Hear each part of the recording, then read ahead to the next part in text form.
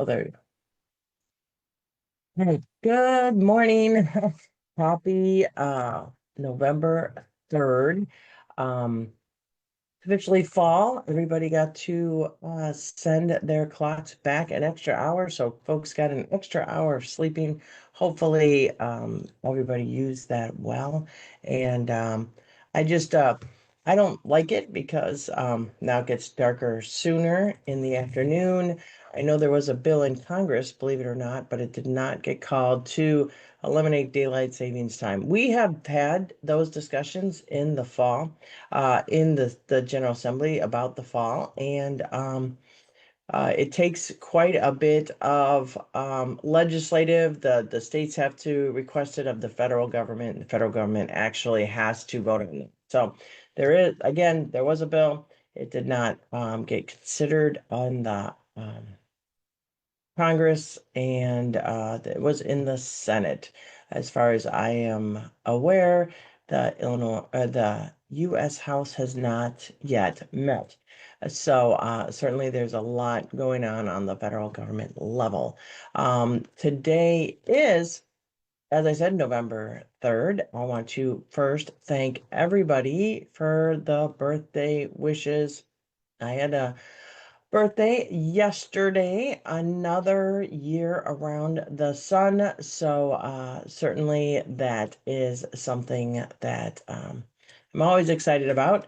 Everybody wants to, hide their age, but to me, I've had friends, young and old, pass away, and so every year I add to the deck is really exciting. Um, Starting November 1st through November 2nd was Day of the Dead. So I have my Day of the Dead mug right here that you could all see. Um, and I got this from a good friend of mine, so I really appreciate it. So the Day of the Dead is a holiday traditionally celebrated, like I said, on November 1st and 2nd. Sometimes it's celebrated on October 31st, which is Halloween, or on November 6th. So it just really depends on that. And it is the significance of this is to offer prayers in remembrance of friends and family members who are no longer with us and who have passed away.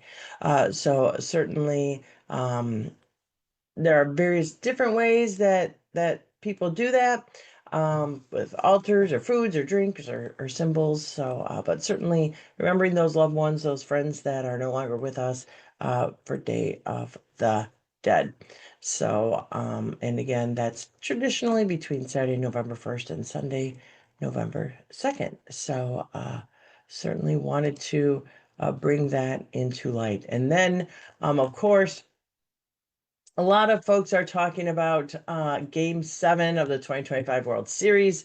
I am not a sports broadcaster, nor can I do it justice. However, as was written, it was one of the wildest and to some extent, people have expressed as easily as a deciding World Series game that went into extra innings.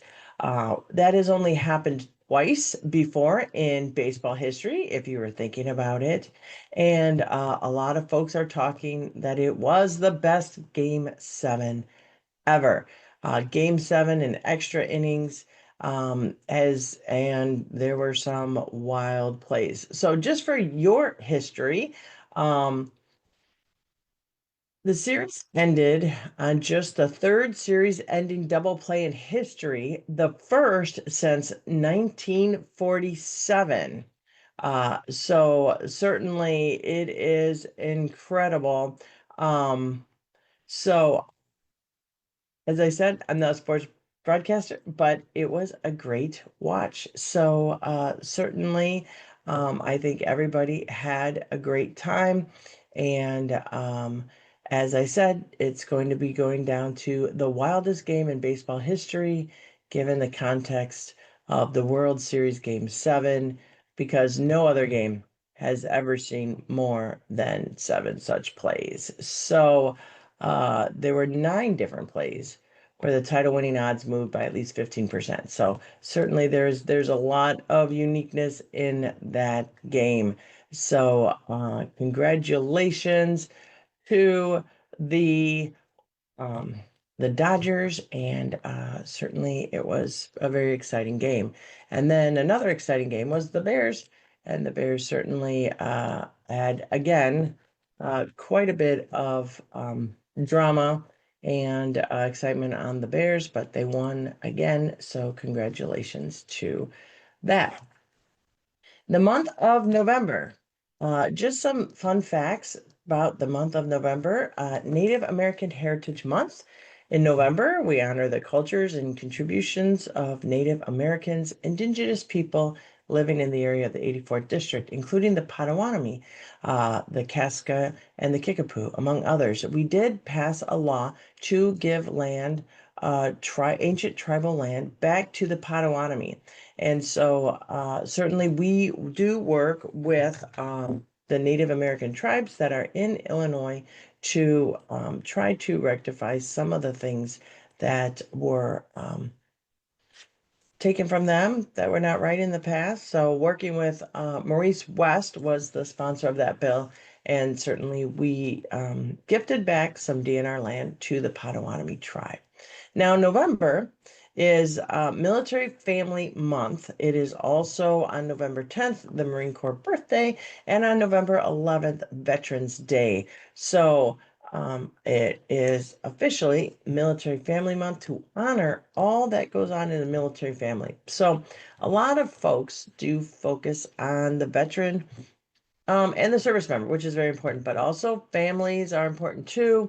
They have separation, frequent moves, long hours, and many difficulties in daily life because there's just some unique challenges when you are in a military family. So we are supporting all those that serve, but also those that serve right along with them as our military families. So we got to thank them as well. On the state level, we have tried very hard to be supportive with giving 30-day turnaround for licenses if people transfer in, and daycare centers on base, and looking at all we can do to help the families so much more, including allowing students to go to the school of their permanent housing, even if their temporary housing is not within those school boundaries. So little things that make life a little bit easier for our military families is what we try to do.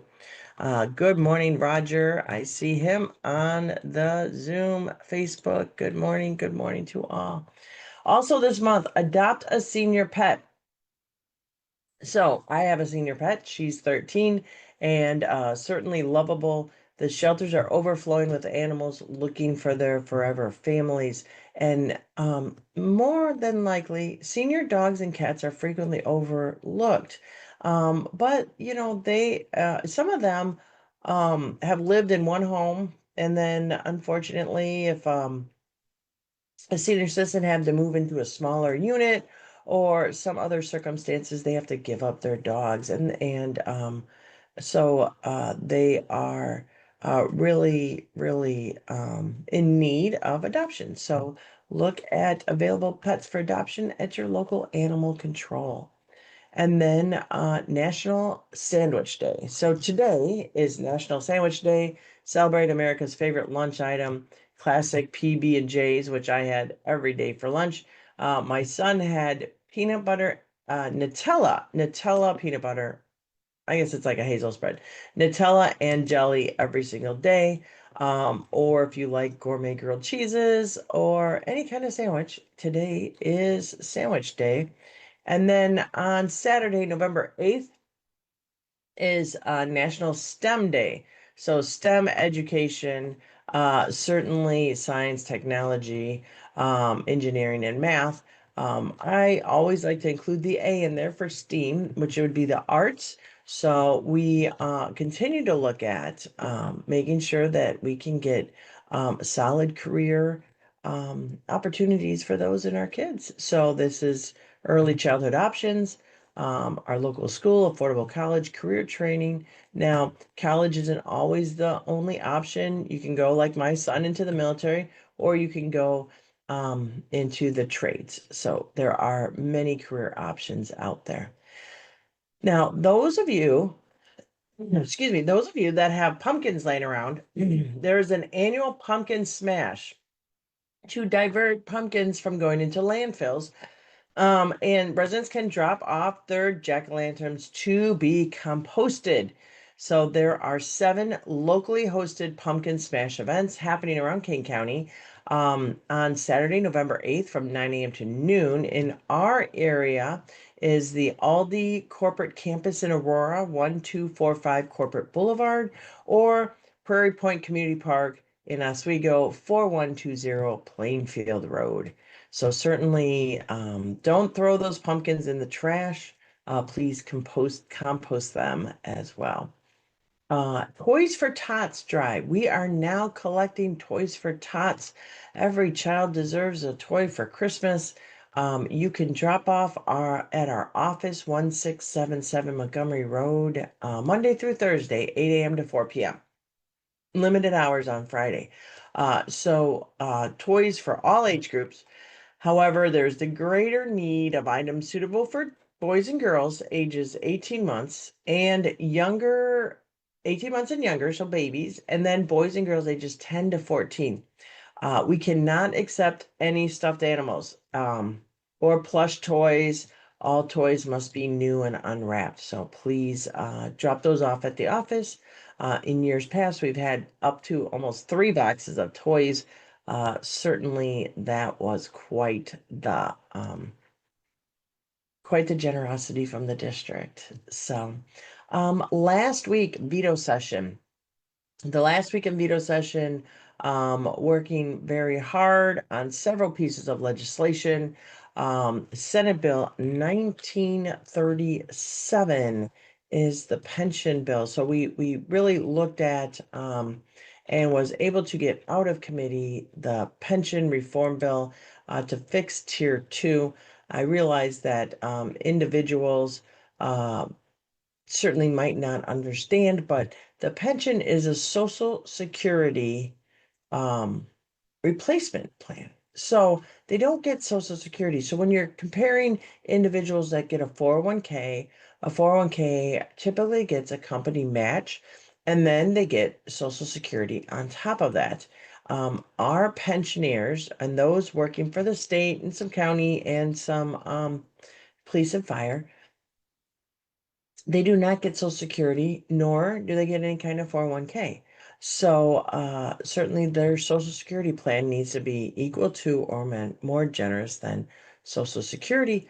And certainly that is really is quite the situation for our retirees. So we are working at and really working towards making sure that we are able to provide for a respectful and dignified retirement for our um, state. So that I testified on, and it went out of committee. So we were still working on that. It'll be held on second. So we did not vote on that in committee. What did we vote on? We voted on the transit reform and funding bill. So that has been 5 years in the making, and what it does and what it talks about is using transit funds for transit. So we do have the lockbox that we voted on, the lockbox amendment, that transit money has to go in the lockbox, only used for transit. So we're using some of that money for transit to fix Pace and Metra to get more reliable paratransit and create, instead of the RTA, create next year the Northern Illinois Transit Authority. So this had been studied, like I said, for 5 years. And certainly, this new Northern Illinois Transit Authority will oversee regional transit planning, funding, safety. They are going to look at strategic planning, capital programming, performance artists, making sure fares are uniform, safety standards, and environmental law protection. It also established the North Illinois Transit Authority Law Enforcement Task Force, and it establishes the Office of Transit Safety and Experience and Coordinated Safety Response Councils. So there's a lot more in that bill, but that's a little bit of what went on. The Senate passed the Medical Aid in Dying, Senate Bill 1950. If you want to look up the transit bill, that's Senate Bill 2111, that will allow individuals who are terminally ill and will pass in less than 6 months the ability to self-proclaim if they would like to self-administer um, their death earlier, for lack of a better word, assisted suicide. Um, so certainly that passed out of the Senate, and climate change. So we did pass Senate Bill 25, which is the Clean and Reliable Grid Affordability Act. So this bill, Senate Bill 25, focuses on battery storage. It focuses on reducing home energy costs and investments in our electric grid so that's more efficient. So certainly that is something that was well needed. Again, in the works for um, a long time, at least over a year, to pass this Clean and Reliable Grid Affordability Act. In addition to that, um, certainly we did insurance mental health coverage. We did do a bill called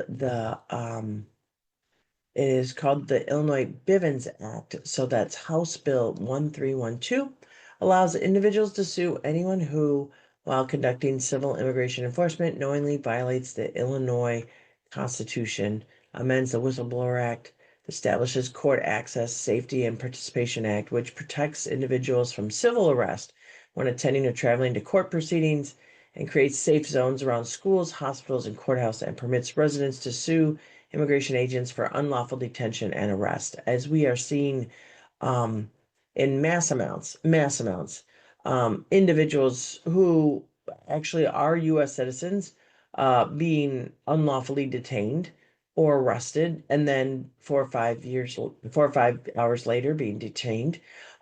We are seeing people's rights to lawyers being ignored.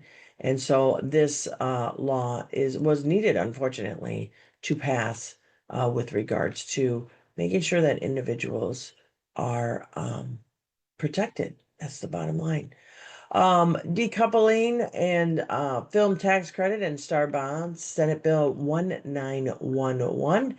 That certainly was just kind of an update on some economic development bills. And then we had a couple others. The AG's office passed a bill that was a bit of a cleanup bill, and certainly that was and then some sunset protection. So extension. So that's pretty much what we looked at with regards to energy. We did not get done until 3 in the morning on Friday. So it was a really late night. It's a very I say this all the time. Why can't we just get things going a little bit earlier? However, that does not seem to be the modus operandi of Springfield, and it's gotten a little bit worse, but you can see that on the U.S. Capitol level when they went all night in their committees. I just don't understand why government has to function into the wee hours of the night, but certainly that is what we did. So that is kind of the update and the roundup of with regards to what we what was passed in the legislative session. We also passed House Bill 3005, which helps are individuals that are in labor. What we have right now is the National Labor Relations Board is dysfunctional because nobody's been appointed to it. They cannot have quorum. So what that bill does is allows the state labor relation boards to hear complaints and grievances that were in front of the National Labor Relations Board. However, because they cannot act, the state will then act with regards to that. And then we passed legislation for in Illinois, allowing Illinois to issue vaccine recommendations first in the nation bill after the federal CDC panel has been pretty much dismantled. So we are creating our own through the Department of Health. That's House Bill 767. It expands the authority of the Immunization Advisory Committee within the Illinois Department of Public Health and empowers the Director of Public Health to issue state-specific vaccine guidelines. So this is modeled after the former CDC Advisory Committee on Immunization Practices. This was recently dismantled by the Health and Human Services Director Robert F. Kennedy Jr. So that is another bill that we passed with regards to uh, late night veto session bills. So certainly that's one of the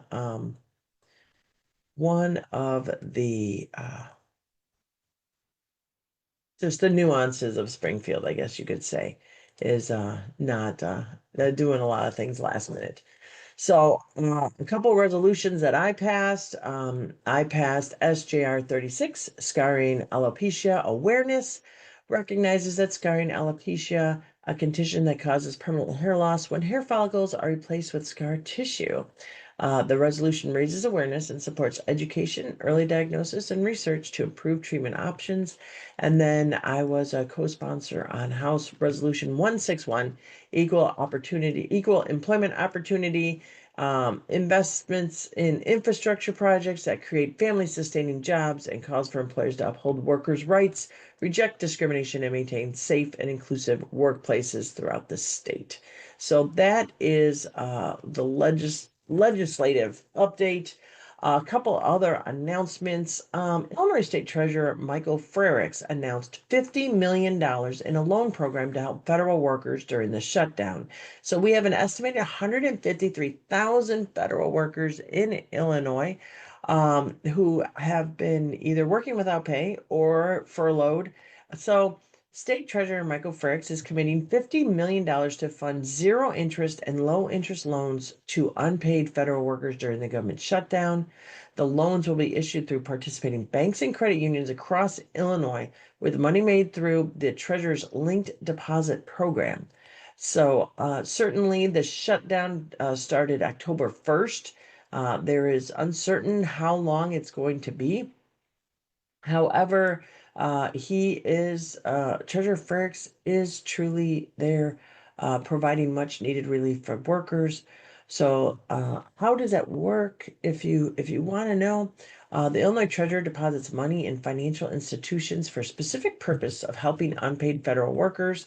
In turn, the financial institutions loan that money to federal workers at a below market rate, and then the Treasurer's office will deposit money at 0.01%.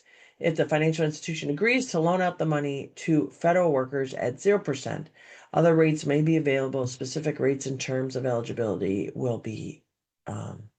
should be worked on in your financial institution. So we do have some other grant information. $32 million in funding for regional site readiness program. This is for the governor's initiative for community renewal and economic development. So this is a program designed to help communities attract businesses, to help unused or unsuitable sites such as abandoned factories and brownfields for community development. So certainly that's a project that just got announced by the governor. The Illinois Housing Development Authority announced $15 million in grants to 34 local government and nonprofit organizations to administer the state's home repair and accessibility program. Eligible homeowners can receive up to $50,000 to make critical health, safety, and accessibility and home efficiency repairs to their homes. So that helps out when they can make these repairs. Homeowners must be at or below 80% of the area median income based on household size, current on their mortgage, and own a single family home in need of rehabilitation.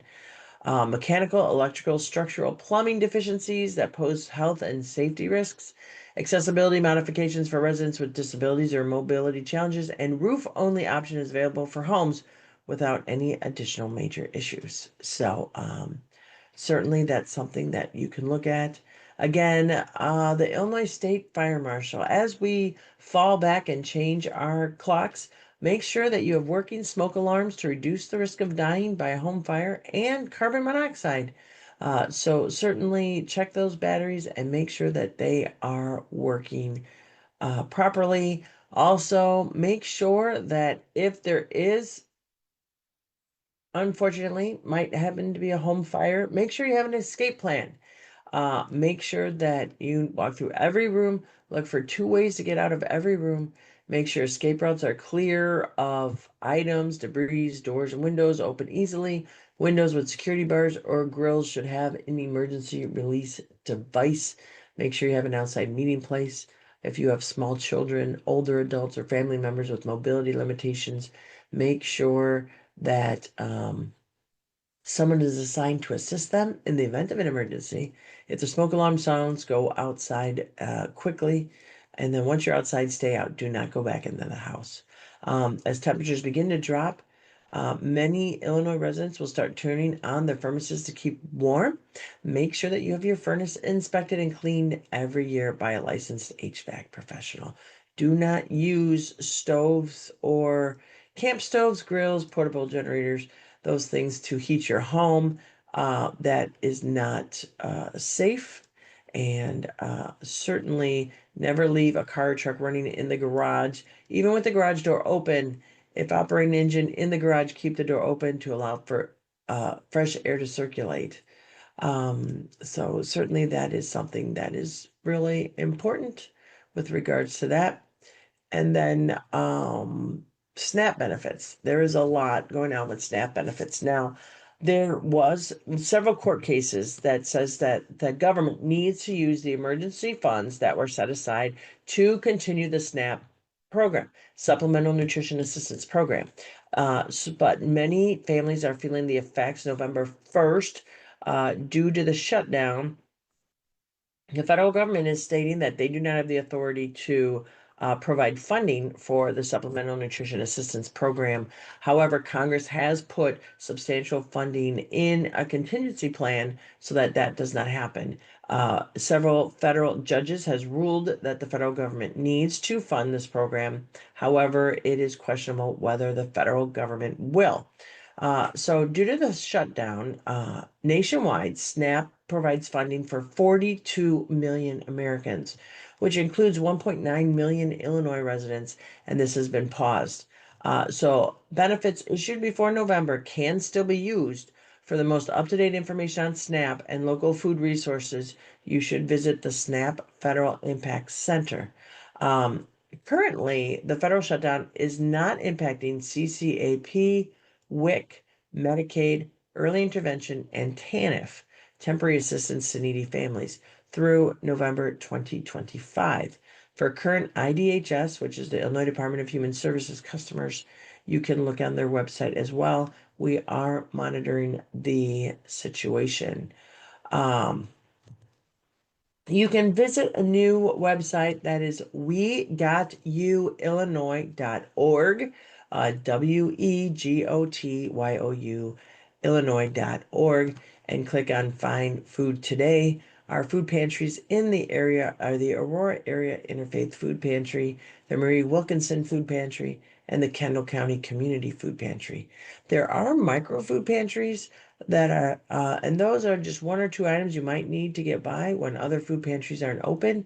You can find those in Aurora at Grace Community Christian Church or the Peace House in east side of Aurora, close to downtown, Montgomery Village Hall, or the Oswego Public Library in the Montgomery campus, or the Oswego Public Library in downtown Oswego, or the Oswego Land Park District, Inc. 180 in Oswego, Grace Giving Church, and Church of God Shepherd.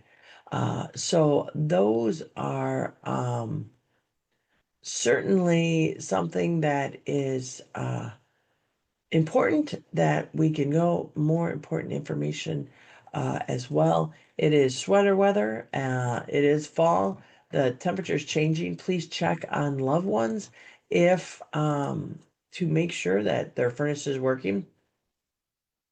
And certainly make sure that they have everything they need. Check on your loved ones who may be in SNAP or not. You might not know if they get SNAP benefit and they are struggling with food insecurities. Check on your loved ones as well during this time. So, with that, certainly, we want to make sure that you don't fall prey to any scams. Now that people are inside a little bit more, on the computer a little bit more, on your phone a little bit more, if you get a link, if you get a text, if you get anything that doesn't sound right, even something that sounds too good to be true, or something that just is out of the ordinary, do not click on it. Just don't click on it. It's okay. Or delete it. Or Google it. And Google, like, does the Illinois Department of Revenue send text messages? And you will find that the answer is no. So certainly the Illinois IRS, the Internal Revenue Service, does not send text messages. So if you get anything electronic that you are not expecting, for example, the biggest scam that I get is I get notifications of packages that are delivered that I never ordered to an email I never use on my ordering. Make sure you do not click on those as well. Now that a lot of packages are being delivered, you will be getting more spam emails. These spam emails will make it seem like you ordered something, and there will be a link that says, if you did not order this, please click here. Do not click here. You'll be getting emails that say, we are updating our information. Click here to update your information. Do not click anything in an email. If you get an email that says you want to update information on whatever account, then just log in securely to those accounts. Check your information there.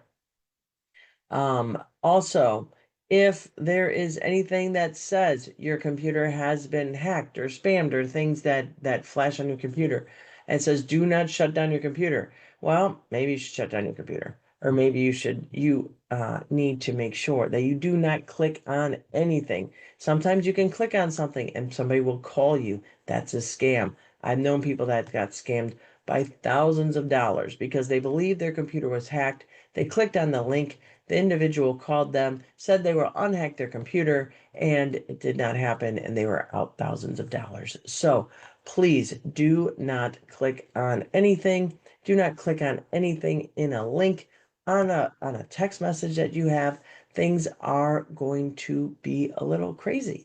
So certainly, if you are not expecting an email, a text, do not click on it. I know I've said it like 15 times. I'll say it again. Do not. Make sure that you are protected.